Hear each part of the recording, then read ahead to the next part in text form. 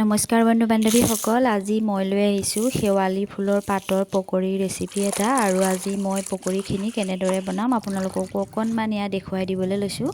মই পকৰি বনাবৰ বাবে প্ৰথমতে অলপমান শেৱালি ফুলৰ পাত লৈ লৈছোঁ। একেবাৰে বুঢ়া পাতো নহয় আৰু একেবাৰে কোমল পাতো নহয়, মাজৰ পাতখিনি লৈছোঁ আৰু এয়া পাতখিনি ভালকৈ মই ৩-৪ বাৰমান পৰিষ্কাৰকৈ পানীৰে ধুই লৈছোঁ, কাৰণ ধূলি মাকতি থাকিব পাৰে। আৰু এয়া ধুনীয়াকৈ পাতখিনি পানী নোহোৱাকৈ এনেকৈ ৰাখি দিছোঁ। এতিয়া পকৰিখিনি বনাবৰ বাবে মই এটা বাচনত ৩ চামুচ ডাঙৰ চামুচেৰে বেচন লৈ লৈছোঁ প্ৰথমতে। আৰু লগতে এইফালে লৈ লৈছোঁ মই ৩ চামুচমান ময়দা গুড়ি। ময়দাৰ সলনি পিঠাগুড়িও দিব পাৰি, মই ময়দাকে দিছোঁ। আৰু লগতে অকণমান হালধি আৰু অকণমান নিমখ আৰু এইফালে অকণমান মছলা দি দিছোঁ। আৰু লগতে অকণমান ৰঙা জলকীয়া গুড়ি দি দিছোঁ, কালাৰটোও ধুনীয়া আহিব, খাবলৈও ভাল হ'ব। আৰু অকণমান মছলা দি দিছোঁ বেলেগ।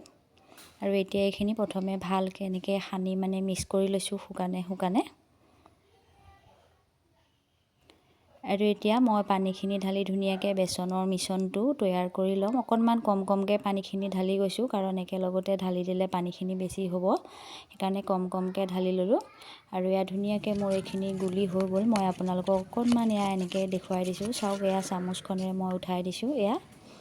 ইমান ডাঠকৈ মই এইখিনি গুলি ল'লোঁ আৰু হৈ গ'ল।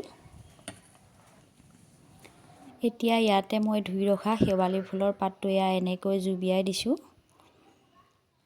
আৰু এইটো লাহেকৈ মই কেৰাহীখনত তেল গৰমাই থোৱা আছে তাতে দি দিছোঁ। আৰু দেখিছে একেবাৰে নিজে ধুনীয়াকৈ ফুলি ওপৰলৈ উঠি আহিছে। অকণমান ইলুটি শিলুটি কৰি দিছোঁ আৰু দেখিছে খুব ধুনীয়াকৈ ফুলি গৈছে। মই অকণমান হেতাখনতে লৈ এনেকৈ আপোনালোকক ওচৰৰ পৰা দেখুৱাই দিছোঁ। দেখিছে ৰুটি ফুলা দি এনেকৈ পকৰিটো ধুনীয়াকৈ ফুলি মচমচীয়া হৈ গৈছে। আৰু একে পদ্ধতিয়ে মই এনেকৈ পাতখিনি জুবিয়াই এনেকৈ তেলতে ফ্ৰাই কৰি লৈছোঁ আৰু ইলুটি শিলুটি কৰি দিছোঁ। দেখিছে খুব ধুনীয়াকৈ তৎক্ষণাত মচমচীয়া হৈ যায়। এইটো মই কাঢ়ি পেলাই এনেকৈ হেতাখনতে লৈ আকৌ এবাৰ আপোনালোকক অকণমান দেখুৱাই দিছোঁ। আৰু এনেকৈ গোটেই পকৰিখিনি মই ভাজি ল'ম। আপোনালোকক আটাইখিনি বনাই থকা নেদেখাওঁ। আৰু আপোনালোকে মোৰ ভিডিঅ'টো ভাল লাগিছে যদি লাইক এটাও কৰি দিব। লগতে যিসকলে মোৰ চেনেলটো প্ৰথমবাৰৰ বাবে দেখা পাইছে, মোৰ চেনেলটো ছাবস্ক্ৰাইব কৰি দিব বুলি আশা কৰিলোঁ। আৰু দেখিছে এইখিনিও হৈ গ'ল, এইখিনি একেবাৰে মচমচীয়া হৈছে।